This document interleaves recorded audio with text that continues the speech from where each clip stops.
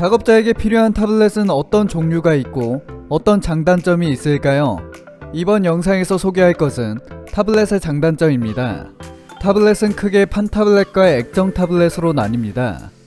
많은 사람들이 타블렛을 고르기 이전에 둘 중 무엇을 선택해야 되는지 고민하곤 합니다.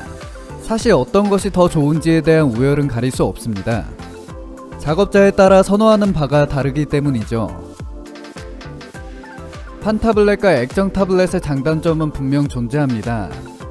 판 타블렛은 종이에 그리는 듯한 느낌을 받을 수 있고, 대부분의 제품이 휴대가 용이하고 메인 모니터에서 바로 색감 확인이 가능하기 때문에 모니터의 성능이 좋다면 굳이 색감 확인을 따로 할 필요가 없다는 점이 장점이죠.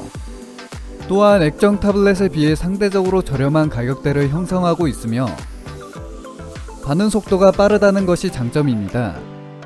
반면 손을 보고 그림을 그리는 것이 아니기 때문에 적응하기 힘들어하는 사람들이 많습니다. 이 부분은 생각보다 큰 단점인데 어느 정도의 숙련도가 필요하기에 디지털 페인팅을 처음 접하는 사람들이 판 타블렛의 이러한 이질감 때문에 좌절을 하는 경우가 있습니다. 그럼에도 저렴하고 많은 사람들이 입문할 때부터 사용하기에 선호도가 굉장히 높습니다.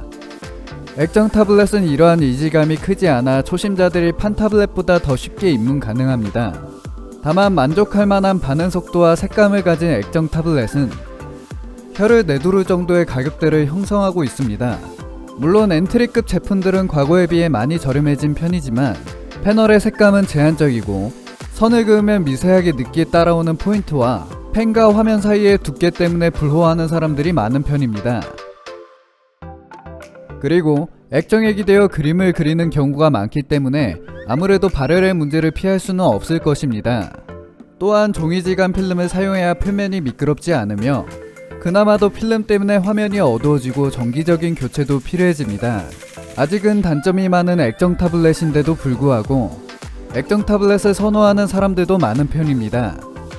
액정 타블렛과 판 타블렛 중 어느 것이 더 좋다라고 말할 수 없는 것이죠. 그리고 판 타블렛과 액정 타블렛은 두 개 모두 각각의 제품 사이즈가 존재하며 무조건 큰 것이 결코 좋은 것은 아닙니다.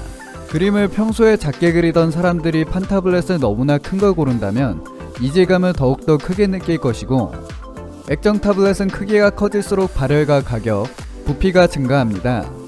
디지털 페인팅을 시작하기 위해 타블렛을 처음 구매하거나 고민 중이라면 온라인 구매보다 오프라인에서 직접 사용해보고 자신에게 맞는 것을 선택하는 것이 가장 좋습니다.